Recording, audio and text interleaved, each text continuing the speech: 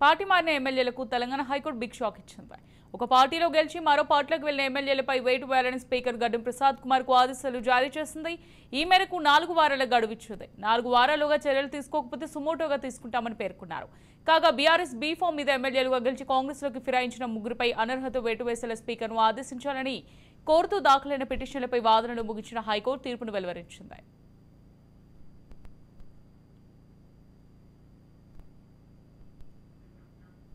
Khairatabad MLA Danam Nagender, station Ghanpur MLA Kadiyam Srihari, Bhadrachalam MLA Tellam వెంకట్రావులపై అనర్హత వేటు వేసేలా స్పీకర్ కు ఆదేశాలు ఇచ్చింది. అనర్హత వేటు వేయాలని బీఆర్ఎస్ కు చెందిన ఎమ్మెల్యేలు పాడి కౌశిక్ రెడ్డి, కేపీ వివేకానంద గౌడ్లు వేర్వేరుగా హైకోర్టులో పిటిషన్ దాఖలు చేసిన విషయం తెలిసిందే. పార్టీని ఫిరాయించినందుకు డిస్క్వాలిఫై చేయాలంటూ స్పీకర్ కార్యాలయంలో నోటీసులు ఇచ్చామని, ఇప్పటివరకు స్పీకర్ నిర్ణయం తీసుకోలేదని వారు పిటిషన్లో కోరారు. దీంతో నేడు విచారణ జరిపిన హైకోర్టు వేటు వేయాలని స్పీకర్ కు ఆదేశాలు జారీ చేసింది.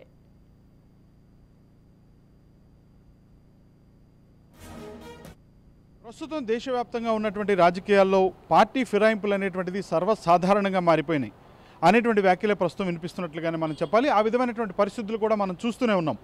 మొత్తంగా చూస్తే మాత్రం అంటే ఒక పార్టీ బీ ఫామ్ పైన గెలిచి ఏ పార్టీ అయితే అధికారంలోకి వస్తుందో ఆ అధికార పార్టీల వైపుకి వారంతా కూడా పలాయనం చిత్తగిస్తున్నటువంటి పరిస్థితి కనిపిస్తున్నాయి.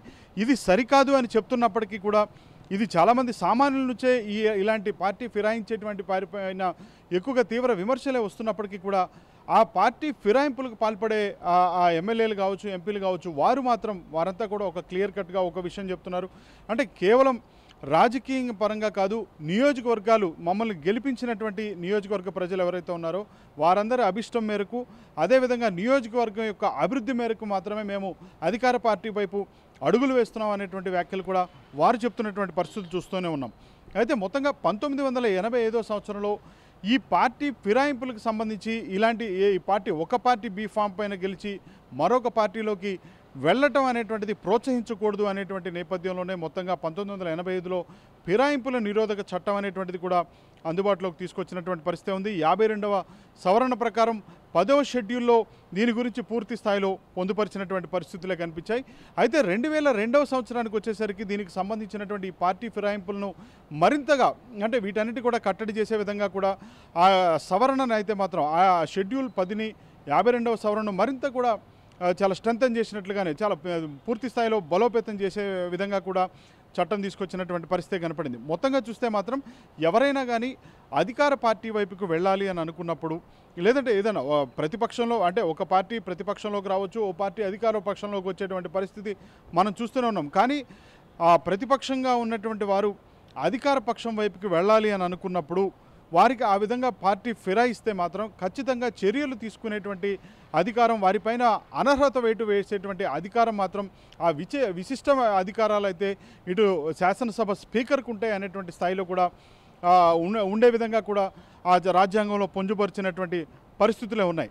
అయితే మొత్తంగా ప్రస్తుతం తెలంగాణ వ్యాప్తంగా కూడా చర్చ జరుగుతున్నటువంటి పరిస్థితి చూస్తే మాత్రం అంటే బీఆర్ఎస్ పార్టీకి సంబంధించినటువంటి బీ ఫామ్పై గెలిచిన Khairatabad MLA Danam Nagender, station Ghanpur MLA Kadiyam Srihari, అదేవిధంగా భద్రాచలం ఎమ్మెల్యేగా ఉన్నటువంటి తెల్లం వెంకట్రావు వీరిపైన పార్టీ ఫిరాయింపులకు పాల్పడ్డారు. వీరిపైన అనర్హత వేటు వేయాల్సిందిగా కూడా మొత్తంగా ఇటు బీఆర్ఎస్ ఎమ్మెల్యేలుగా ఉన్నటువంటి పాడి కౌశిక్ రెడ్డి కావచ్చు, కేపీ వివేకానంద గౌడ్ కావచ్చు, వేరువేరుగా కూడా హైకోర్టు ధర్మాసనాన్ని ఆశ్రయించినటువంటి పరిస్థితి కనపడింది.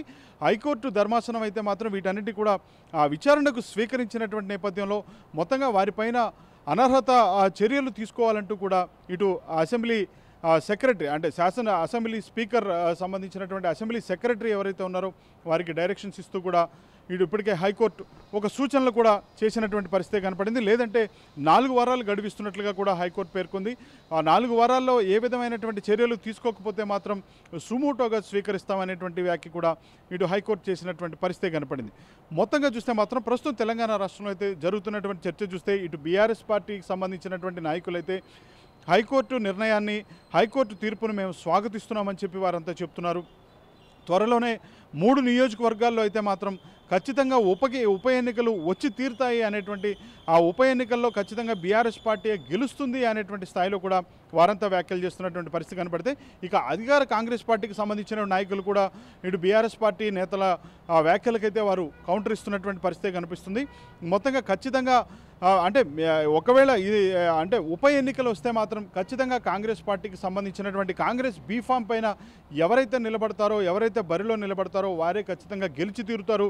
తద్వారా ప్రజాభిమానం అనేటువంటిది కాంగ్రెస్ పార్టీ పైన మరింత పెరుగుతుందే తప్ప అది ఎక్కడ కూడా చెక్కు చెదరలేదు అనేటువంటి స్థాయిలో నిరూపించుకుంటామనేటువంటి స్థాయిలో కాంగ్రెస్ పార్టీ నేతలు మాట్లాడుతున్నటువంటి పరిస్థితులు కూడా మనం చూస్తున్నాం.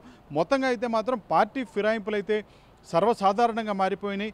వీటన్నిటికీ కూడా పూర్తిగా చెక్ పెట్టాలి అనేటువంటి పరిస్థితి ఇటు తెలంగాణ రాష్ట్ర వ్యాప్తంగా కావచ్చు, 2 తెలుగు రాష్ట్రాల్లో కావచ్చు అంటే ప్రజల యొక్క స్పందనగా కనిపిస్తుంది. కానీ మరి దీనిపైన అంటే హైకోర్టు స్వీకరించినప్పటికీ కొన్ని డైరెక్షన్స్ ఇస్తున్నప్పటికీ సూచనలు చేస్తున్నప్పటికీ కూడా దీనిపైన అనర్హత వేటు వేయాలా వేయొద్దా అనేటువంటి ఒక విచక్షణాధికారం అయితే మాత్రం ఇటు స్పీకర్కే ఉంటుంది.